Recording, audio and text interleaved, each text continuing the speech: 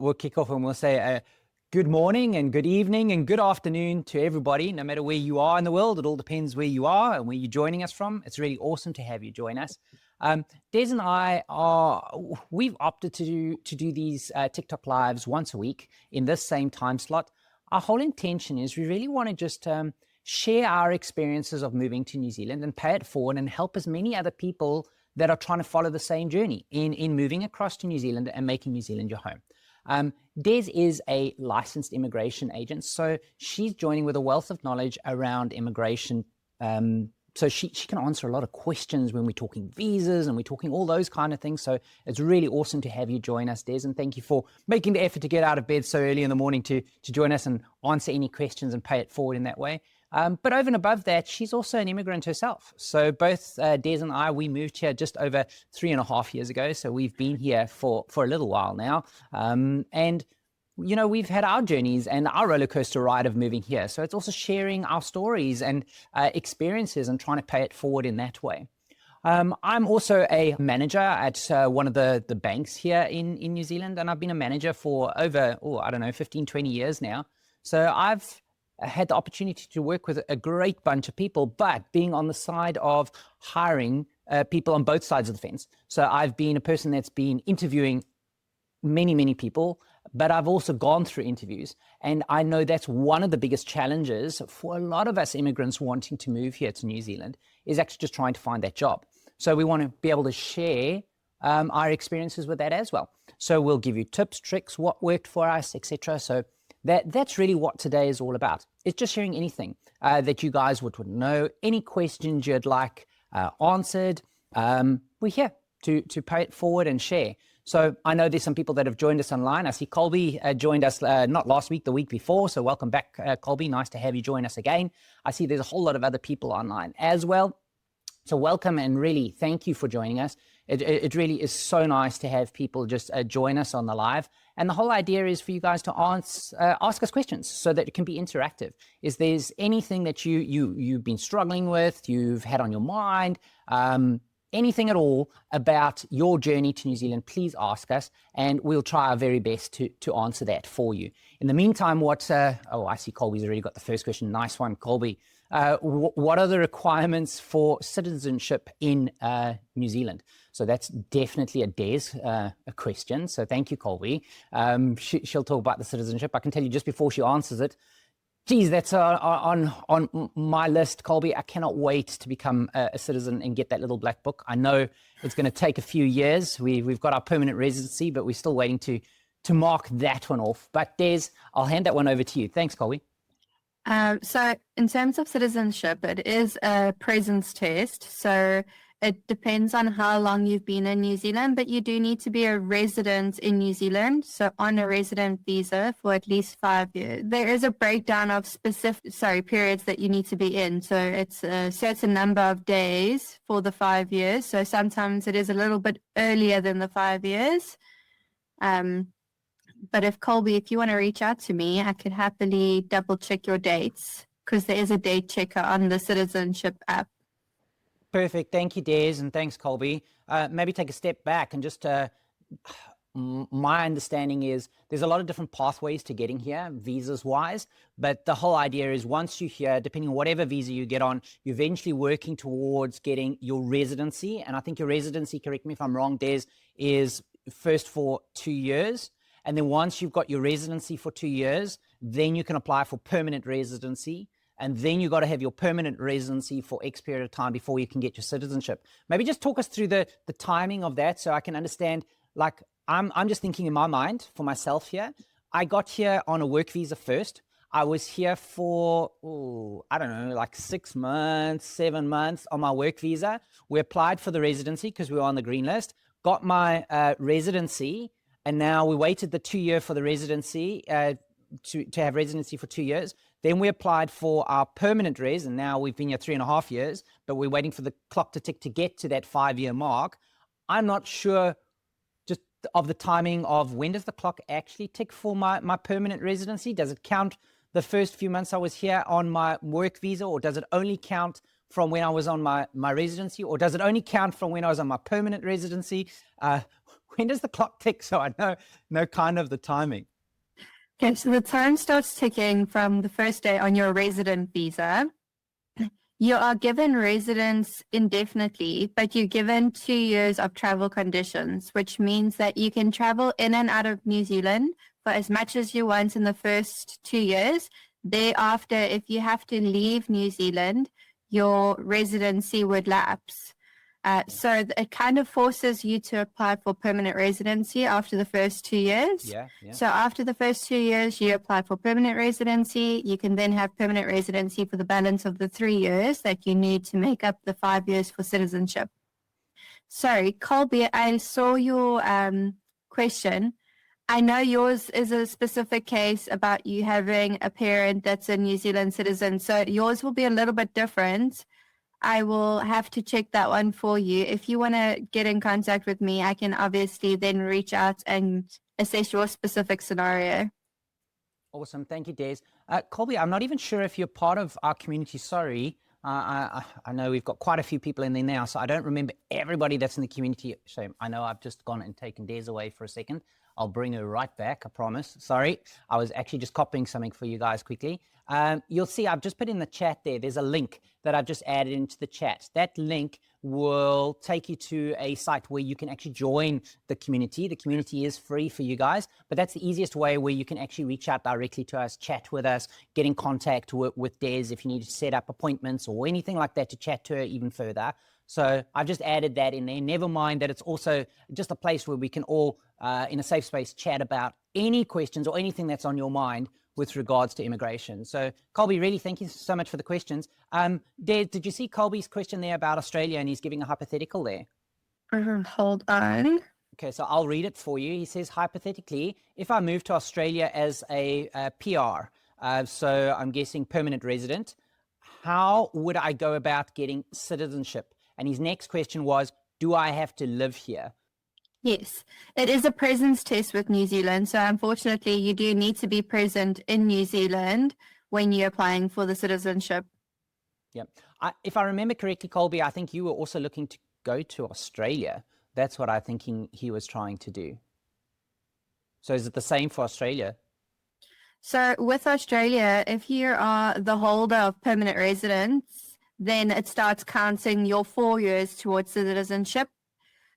Because there are 4 years, not 5 years, but it won't count towards New Zealand citizenship.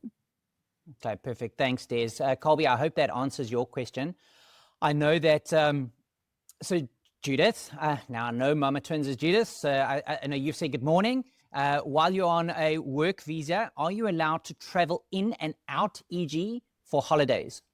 Yes, you are. You are able to travel on your work visa. The idea is you can travel as much as you want on your work visa, but you cannot do it to such an extent that it's influencing you being able to work, because that's why you have the visa. So yes, absolutely, for holiday purposes, you can travel on a work visa. Awesome. Cool. Thank you, Judith. I hope that answers your question. And then I also see Luxout313, you've joined us again. Nice to have you join us again. You've asked a question here. Ain't it like a 5-year wait with Australia's citizenship? So the period that you have to be in Australia is 4 years. Okay, so Australia is 4 years, New Zealand is 5 years, okay, to be able to get your citizenship, because there's a difference there between the two. Okay, cool. And then Colby says, yeah, so I'm looking at moving there, obviously, once I'm a citizen. Yeah. Now I remember. So Colby is here, so he's getting a citizen here in New Zealand, is my understanding, and then he wants to potentially go over to Australia. So that's interesting. Cool. Loving the questions, everybody. So thank you so much. Keep them coming. If there's any other questions that you have with immigration, we can really put Des to the test here and test her knowledge and see how much she actually knows, which is really awesome. I'm picking on you, Des. I know, which is really cool. Maybe while we're waiting for any other First thing on a Friday morning. I know, it's so early.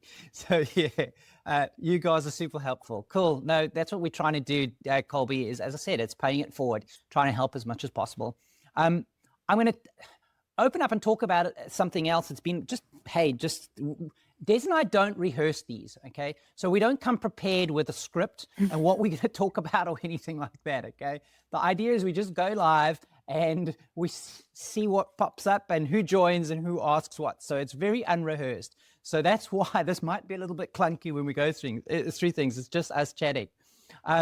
So what I wanted to bring up while we're waiting for any other questions is, Des, I don't know if you know, but my dad hasn't been very well back in South Africa. And why I haven't had a hell of a lot of sleep last night, I started explaining to you why I hadn't had a lot of sleep, was he actually went for surgery last night. Now, I'm not asking for pity or anything like that. He's unfortunately been diagnosed with cancer and he's gone through the surgery. And I've just been seeing, my sister has just been messaging me, telling me that he's just come out of the surgery and he's okay, he's in ICU, whatever else. But I'm sharing this because a lot of other people that are thinking about immigrating, one of the toughest things about immigration is not necessarily, I'm not saying it's easy to find a job. I'm not saying it's easy to go and get your, all the different visas and all the other practical stuff you got to go through. But one of the toughest things that I've really found is when you get times like this, where I'm here in New Zealand, but your family's all back on the other end of the world and you can't be there to support them, that can be extremely hard. So it's really one of the things you got to keep in mind. If you're ever thinking about doing this immigration, there is times where, you're going to miss family. You're going to feel guilty that you're not there. You're not able to help and be there for others. So this has also got so many other things to it when you're considering moving here. So you really got to think through a lot of those things. That's really the point I'm trying to make. So yeah, that's why I might be a bit sleepy this morning. I haven't had the best night, so it's been a little bit of a rough one. I know we got some more questions coming up. So Des, I'm just going to read those. Laxada said here, this is out of curiosity, being immigrants, e.g. coming from a place that struggles to speak English. Is there a process that they have to speak fluent before passing into New Zealand? She's asking all about speaking English, Des. So I know there's some new requirements around all of that. So maybe you can just talk to all of that as well and just explain that. And then we'll move to Judith's question. Okay, so firstly, Brett, sorry about that. I know exactly how hard that is. Yeah. So not fun. No, it's not fun. It is. So thanks for that, Des. I know it is tough. And I know there's a bit of a delay with you hearing me. So I know that's making it a little bit difficult for you, Des. I know this morning. We'll sort out our audio issues next time, guys. I promise. We are learning here, so thank you for bearing with us. But Des, I really appreciate that. It is tough, but you, Evandy, everybody else have been super supportive. I know we like our own little support structure here, and we're keeping each other going. So thank you. Let me not interrupt. It's more important to answer people's questions. Tell us about speaking English. How does it all work getting here with the English speaking language? So they've just had a bout of changes. So one of them is that you do need to complete an English test if you are in an ANSCO skill level 3, 4, or 5. That unfortunately means that most trades occupations do need to complete an English test before they actually come to New Zealand on a work visa. The rest of the occupations, specifically skill level 1 and 2, including 3, 4, and 5, when they apply for residency, they'll also be required to write an English test. Okay. I can tell you, I know that they changed, like you've just explained now, with the visas and everything like that.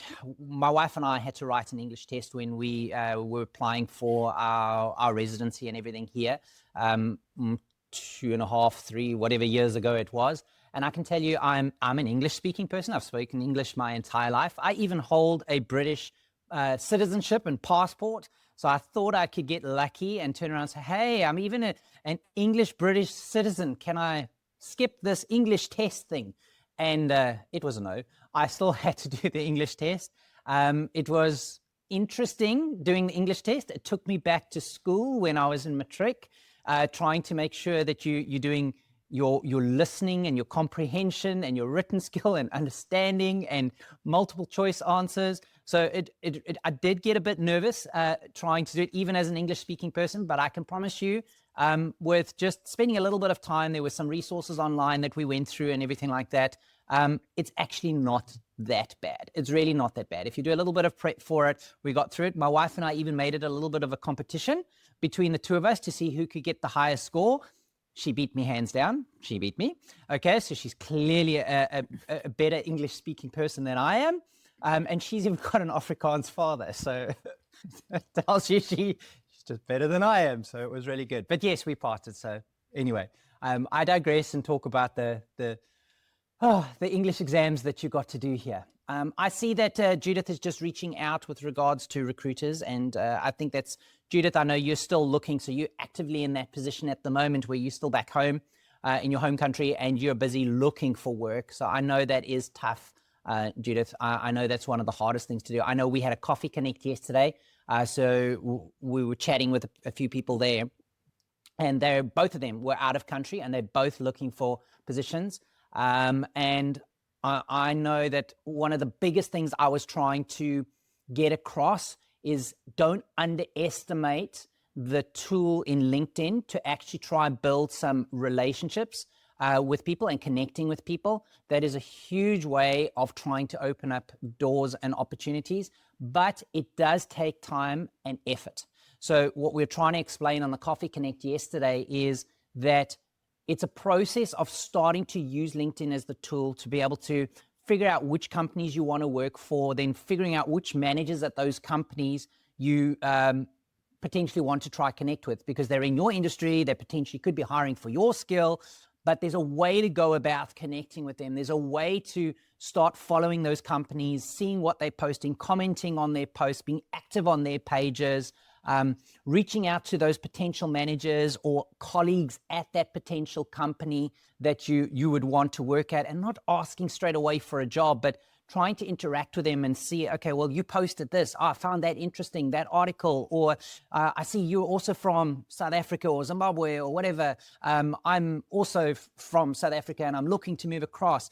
How did it go for you? Your goal is to build a connection. Your goal is not to get them to give you a job. So you really got to put in the effort, and that takes time. Like any relationship in life, you can't just jump to asking a person for stuff straight away. They're like, who are you and why are you asking for this? And why should I do that for you? You're first trying to get to know them. So you're trying to find common ground and get to know that person. And that takes time to build that relationship. Yes, LinkedIn is a tool and a way you can start doing it from out of country, but it is something that you've got to slowly work through and it takes time. But I promise you it can work, because think it through. If you've been posting and commenting on people's posts for a couple of weeks, months, and now all of a sudden they see you active on their posts, they see that you actively commenting on what they post or the company posts and everything like that. Now they have a position that comes up in their company and you see that position. Yeah, apply for the position, but then you also go to them and say, hey, Bob, I'm just using the name Bob. I see you've applied, you've put a job advert out for da-da-da-da. I've applied for that position. I'd love the opportunity to meet with you. They'll go, oh, geez, Bob, I know you. You've been commenting on this or whatever else. Now you're not just a pile of CVs and paper. You're somebody, oh, I recognize you. I want to meet with you. You've been engaging. Does it mean it's quick and easy to do this? No, it takes time. I know it's a pain. Okay. It is going to take work. I never said it'll be easy, but it is definitely a way to open up those doors and opportunities.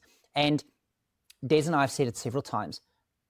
They are so big with the culture here on relationships and culture fit and being the right person for the team. I'm not saying they don't look at skill. They look at skill as well, but the culture fit is so important and the relationships are so important here. And that's a way to start building them, which, yeah, is important. I don't know your thoughts on that, Des. I'm actually going to ask you a question because I got it during the week this week and I thought it was an interesting one. I had someone ask me, I have sent my CV to a recruiter. They're going to help me. I don't think I need to do my LinkedIn. Oh. So I know how I answered it, but I want to hear what you thought about that. You're going to make me cry, Des. You're absolutely going to make me cry. Oh, okay.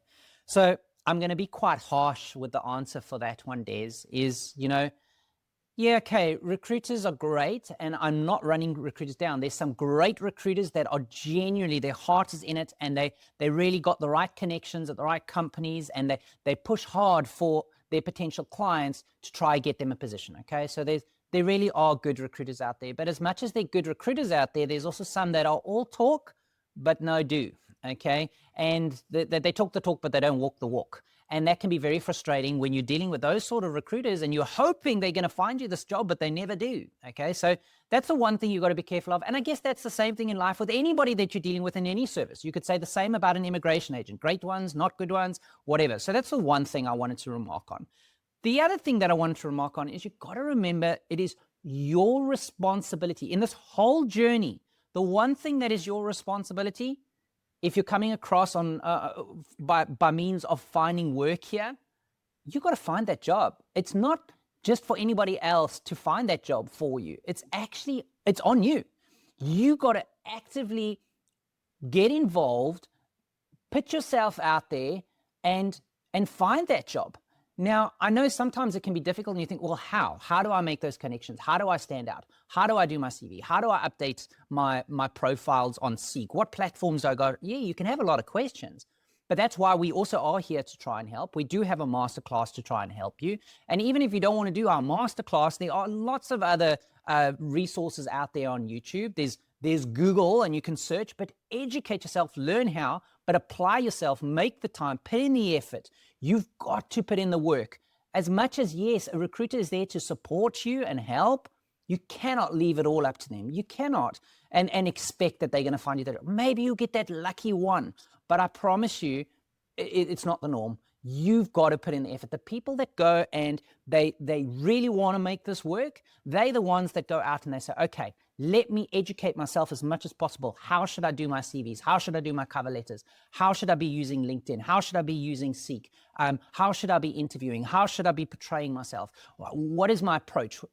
They put in the effort. Then they put a plan together and they make sure that they got a regular time slot to go through and dedicate time to build those connections, find the companies they want to work for, do the research, find the people that they want to connect with, making sure that they're doing a targeted, listen to my English, targeted approach of which positions they want to apply for. They're not just going to do this shotgun approach and pray that hopefully one of them lands, because I promise you that doesn't work either. There's a way to go about it. Sure, Des, I'm very passionate about this because it's like I get so upset when people just hope that somebody else will do it for them. No, this is not just I pay somebody and they'll do it for me. No, there's a lot of things you can pay people for and they can do it. But the one thing you need to take accountability and responsibility for, yes, with help, is finding a job.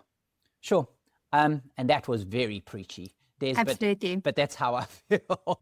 No, that is kind of the answer I gave as well. I said to them, the more you're active on LinkedIn, the more you're promoting yourself, the more posts you're making, how much more enticing are you making it for that recruiter to reach out to you, to work with you? Because they can see that you're active, that you're working on the LinkedIn platform, that you're promoting your skills. It's easier for them to market you if you're putting in the effort as well. Yeah.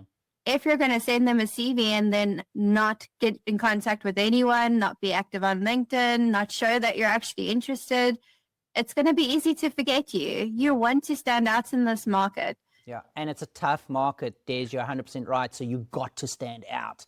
You really do. I even talk to my guys in my team here that are local already, that are in country. If I've told them, things can change even here when you've got a job and you may have to find another job. But you could call it career security is what you need to build. And to build career security is investing in yourself. It's standing out. It's saying, why are you unique? Why are you that much more of a better choice than the person next to you? So yeah, no, 100%, Des, I'm on the same page as you. I just want to go back to the chat because I also know we're on the hour, but I don't want to miss some of the questions. First off, I can see that, and I hope I don't butcher names and what do you call it, handles and all the rest of it. And I'm sorry if I do. I don't mean to offend anyone, okay? But I'll start off here with HNMIQ. You've said hi. So really hi. I'm sorry, I'm a man. Multitasking can be a challenge. Talking to Des, having a delay with our technology in video, audio, answering questions and trying to read. Wow, at 5:30 in the morning, I promise you it's taking a lot of effort for me as a man. So anyway, I joke. But yes, hi, nice to have you join us. Colby, you've asked another question. You said here, what are some of the green list jobs out of interest? So look, Colby, what we'll also do is I did put in that link. If you do join our community, we've got right at the top of the page, there's a green list tracker that we've got. What we do is on a monthly basis, we go and look at what jobs are in 4 different sectors, okay, that we focus on. There's the health sector, construction sector, IT sector, and Des, I've forgotten the 4th sector again. I always forget. There's 4 different sectors. Teaching, education. So that's the 4 sectors that we focus on. And we go and have a look at what their average salaries are because they're on the green list, what companies are advertising for positions in that past months. So we share a lot of information about it. We also do give the link to the immigration website where you can look up what positions are available on the green list, etc. Because obviously, correct me if I'm wrong, Des, it doesn't stay static. It doesn't change like all the time, like every day, but it's not a static, fixed type of sector or positions that are always on the green list. But that's a way we're trying to help in our community where we update it on a monthly basis, over and above giving you the direct link where you can look at it live or directly, on the immigration website. Did I answer that okay, Des, for Colby? Yep, it gets updated annually, but yes, if you use Soft Landing, that is a really handy tool to see what roles are on the green list and then also what positions are available under them. Okay, cool. Thanks, Des. Colby, I hope that answered your question. Then we've got Lee Saf. You said, I have a call tomorrow morning for a job. What question might ask me regarding visa? They know I need a sponsor. Sure. Okay, so if I'm understanding your question, it does seek actually work. Okay. Okay. So 2 different questions there. First off, you said you've got a call tomorrow morning and they may ask you about the visa. Okay. And you obviously need the visa. So you need the work opportunity, you need the job offer to be able to continue with applying for your visa. That's my understanding, Lee Saf. So a lot of us are in the same sort of position. I am always wholeheartedly say, be honest. Okay, be upfront. If they ask about it, you tell them, don't hide anything. The minute you hide anything, it's a red flag and they'll say, what else are you hiding? So never lie, never try cover up, be upfront, be honest about it, okay? What you can do is if you are dealing with an immigration agent like we were when I was back in South Africa doing online interviews and I also needed a job offer to be able to complete my visa process, I'd at least started with, and my immigration agent was Des, that's why she's here, but she was helping me get to a point where we were what we call visa ready. So we had done a lot of the legwork and getting all the relevant documentation ready. So we got to the point in those interviews now, all I needed was an offer. Once I got an offer, we could start pushing hard to finish the last bit of the process of getting my visa, okay? So that can help. Because then at least when they ask that question, you can explain, I've done a lot of effort. I'm already engaging an immigration agent. I'm already at a point, all I need is that offer. And then I can push quite hard to get my visa so that I can come across quickly. Truth of the matter, though, it does take longer than hiring a person that is an immigrant, in my opinion. My experience, it took me 2 months from when I got the job offer to come across. I was blessed and lucky that the company I applied or gave me the offer waited that 2-month period. So I was really grateful for that. But I was open and honest upfront with them right from the beginning and said, hey, this is the stage I'm at. We're going to have to apply for that visa. Des did also give me a letter when I was applying for positions saying that I was visa ready and explaining the whole process and that I was engaging with her. So when I was applying for positions, I could also share that letter. So that's one of the things that Des helped me with as well. Your second part of your question, you says, does Seek actually work? So it's a combination of things that have to work together, Lisaf. I don't think using Seek in isolation is the answer. The answer is more having a strategy and a plan and using all the different platforms and all the different tricks and tips that we're sharing in conjunction to be able to make this work. It's no one thing that you do. It's all of the things that you do together to make it work. And that's what we try share in these as we're going through some of the questions. But also we have got a masterclass where we teach all of this and break it down step by step. So we're trying to help people to do that as well. So hopefully that answers your question there, Lisaf. Des, I don't know if you want to add anything while I'm looking up the next question. Yeah, I think I'd be careful with the word sponsor, because when you're speaking to an employer and you're saying, I need a sponsor, it has a financial implication to it. So I think you should rather explain the process to them in terms of they need to be an accredited employer and they'll need to do a job check in order to hire you on an AEWV.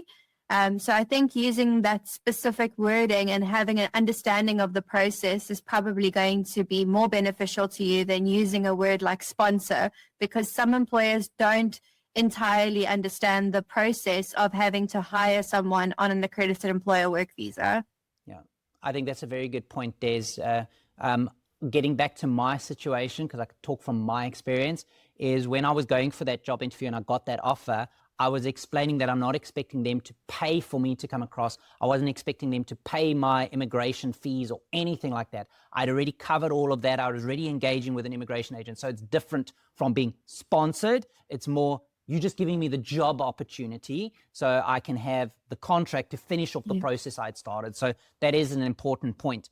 I also know in the chat, and I know we're over now, so we're going to have to end soon, but Colby, you've said there you responded to LISAF, just explaining you applied for hundreds on Seek, 2 in person, and I only worked at 2 companies in New Zealand.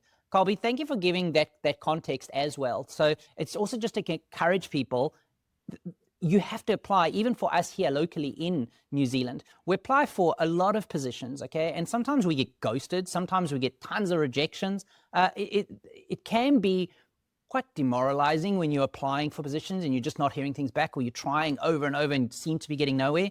The idea is, please don't give up. Just like Colby's explained, you just need that one offer. That's all you need, okay?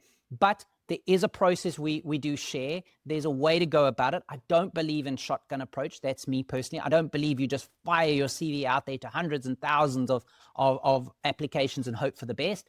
I do believe there's a better strategy to go about it with being more targeted, figuring out which companies you want to apply for, what positions you actually apply for when they get posted, because timing is so key as well, how you stand out so you're not just a CV in a pile of papers. So yeah, that's definitely one of the things. But Colby, you've been awesome this morning, Colby, and everybody else, just asking so many questions. So thank you. Ibrahim, hi. I see you've said hi. Your questions come up. Will it be possible to get a job offer while waiting for the NZQA outcome? Oh, gee, I don't know. Des, maybe that's one you can answer. I'm not sure.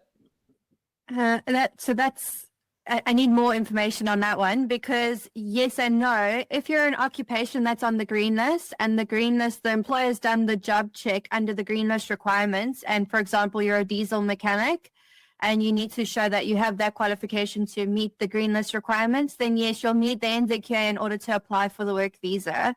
But if you're in any other occupation and there's not a specific requirement to meet a qualification requirement, then no, you might not need the NZQA in order to apply for the work visa. So it's going to be really based on your specific scenario. Okay, cool. Ibrahim, I hope that answers your question in part. So I hope that helps. Colby, you've said, I'll try be every second Friday. I'm on night shift this week. It's way easier to be present. Awesome, Colby. Anytime that you join or anyone joins, we love it. We really love anybody joining us. I'm an educator, Ibrahim. Okay, cool. So he's in the... So Ibrahim, sorry, just to answer that, you'll need the NZQA in order to do your teacher's registration, and you need the teacher's registration before you apply for your work visa. Most places, most schools won't actually engage with you in the interview process unless you have your registration up front. Awesome. Thanks, Des. Ibrahim, I hope that helps you a little bit. I know we are over on time, so we've gone 10 minutes over, but I want to thank everybody so much for making time to join us. We will be here, myself and Des, every Friday, same time slot. We're here to talk anything in New Zealand, anything New Zealand immigration related, whether it's something you want to know about our journey, our challenges of getting here, whether it's visa related, whatever. We're here to try and help and pay it forward as much as possible. We have also shared in the chat, there's the link to our community. It's a free community. We'd love to have you in our community. It's a safe space to ask further questions, engage with us. Both myself and Des and others are in that community to try and help one another. So please, like Colby was asking about a little bit earlier, there's resources like the tracker, the green list tracker, where we try and update information. We post information regularly there. So it would be great to have you there. Just ending off, thank you so much for all making the time and for joining us. Thank you, Des, for waking up super early again on a Friday morning. I hope you have a good day further. I know it's still school holidays, so good luck with the kids today. And everybody else, wherever you are in the world, really have a good evening or good day tomorrow and a good weekend. And we'll see you guys next week. Thanks, everyone. Cheers. Bye.